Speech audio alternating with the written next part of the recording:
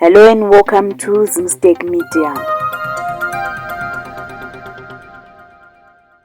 In some very sad news, African Apostolic Faith founder Archbishop Paul Maja has died. The clergyman passed away after a long illness. In a statement, the General Secretary, Bishop Joshua Miza wrote, "Good morning, the African Apostolic Church via Apostorawe Africa.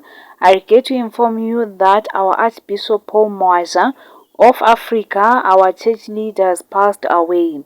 He has departed from us, but in spirit we are together with him. More information will be released in due course, and any further announcement will be released in due course."